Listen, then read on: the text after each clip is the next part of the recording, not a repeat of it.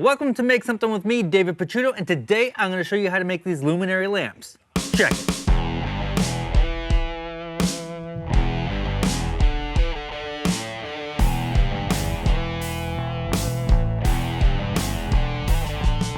Today we're going to make some lamps, luminaries, or lanterns, whatever you want to call it. I'm going to show you a very simple way in case you want to batch them out for craft shows. And then we're also going to add some embellishments in case you want to get fancy with yours. So a friend of mine gave me a whole bunch of small pieces of mahogany. Check this out. This belonged to her grandfather, who was a pattern maker. This mahogany is probably 3-4 decades old.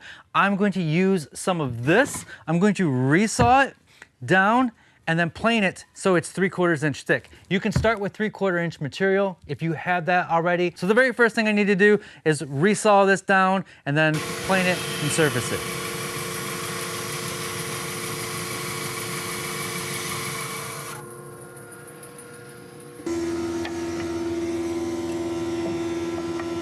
I've got my blade set to a 60-degree angle, and I've gone ahead and moved my fence to 2 inches away from the blade, and I'm gonna cut a bunch of strips.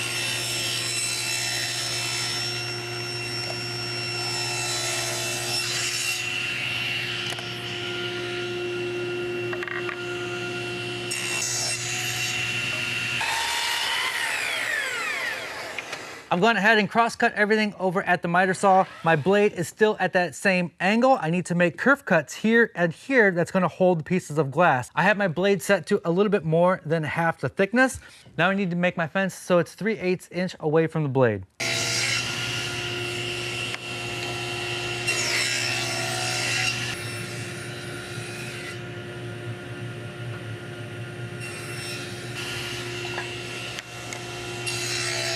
So now I'm going to cut the glass. I've got some stained glass here and I just got a glass cutter. You could use acrylic. You can cut acrylic over at the table saw. Should make that nice sound. Now it's time to make the base. It needs to be a little bit bigger than this. I've got this beautiful piece of mahogany in the closet back there, so I'm gonna join a face and then resaw a 3/4 inch piece out of that. So I have this 3/4 inch piece of wood that is a 1/2 inch wider than the whole thing, so there's a 1/4 inch overlay on this side, 1/4 inch overhang on this side, overlay, overhang, who cares, right? So I'm just going to center that on there and then draw my 3 corners. I'm gonna add about a 1/4 inch there. Add about a 1/4 inch there, and I can cut this out over at the back.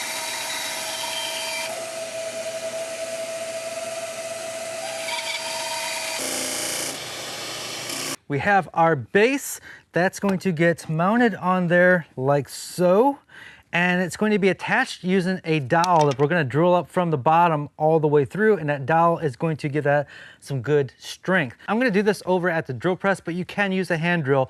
I will drill into this piece here first, glue that on there, and then those holes will guide my drill to drill all the way through before we pound that in there. Does that make sense, Dan? Yes. We're going to pound that in there, Dan. You know what I'm saying? We're going to pound that in there. We're gonna hashtag that in there. See, the pound hashtag. I'll show you. I'll show you. See, back when I was growing up, this guy meant pound. Now, for you youngins, the Utes call that a hashtag. You could almost be done. That actually did not take very long at all. You could have batched out a whole bunch of these. I'm going to add some embellishments. Now we're gonna cut a groove right in the middle that's going to hold a piece of contrasting wood, and I'm gonna run it through, I'm gonna flip it over, and I'm gonna run it through again. And what that's going to do is center the groove exactly in the center.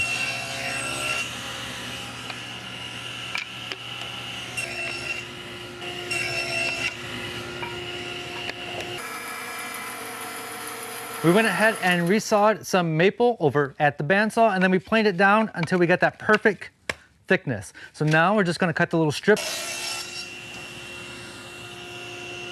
You could just leave that groove in there, and that's also a decorative element. This is all extra. You can do whatever you want here. So this doesn't take much glue.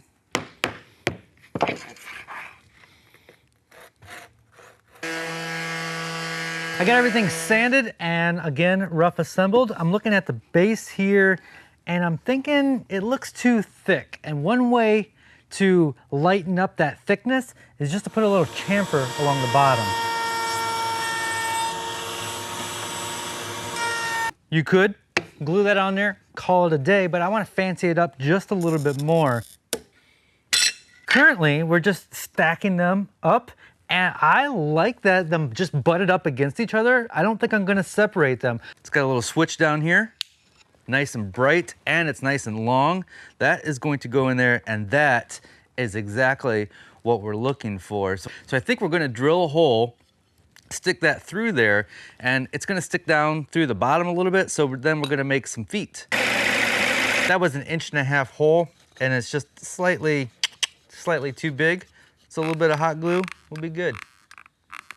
So now it is time to glue the base to these side pieces, and obviously I don't want the glass in there, but I do want something in there when I glue this together. So I went ahead and cut some 1/8-inch plywood. That's just gonna be used as the spacers for now. I'm going to clamp this to the bench. You need a way to clamp everything together. And I'm going to drill all 3 holes and then take it apart. Making sure I am drilling straight down and not blow out the front. We want to keep those holes together. So that's 1, 1, 2, 2, 3. I've already gone ahead and cut my dowels down to length. I also just kind of sanded the ends to give it that pencil-like look.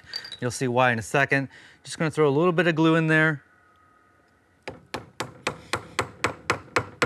Brush some glue on the dowel. This is why I sanded the little pencil ends on there, so it'll get started easier.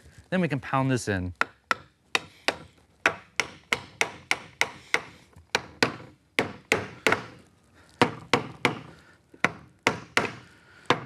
That was so much easier. You could even use these as the feet.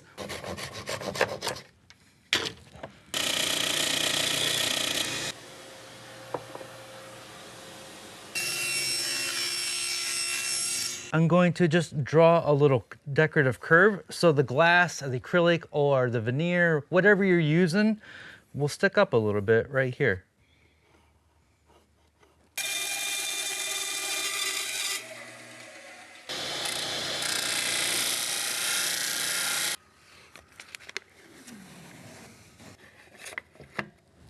Oh yeah.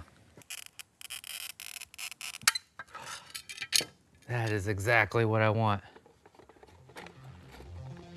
Just to ease the sharp edges on the glass, I got some wet sandpaper.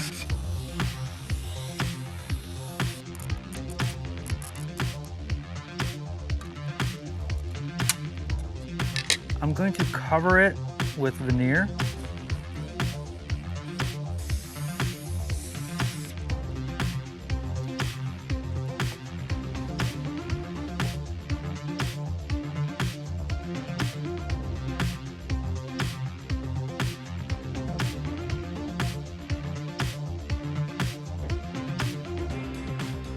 We're going to go over glass cutting a bit more in a future video where I teach you how to do stained glass, which is a great way to add color and pop to your woodworking. So look forward to that in a few weeks. What I love about this project is you can make it as simple or as complicated as you want. If you wanted to batch out a whole bunch of these and sell them on Etsy or at craft shows, you could do without the embellishments and just use a single pane of glass for each side.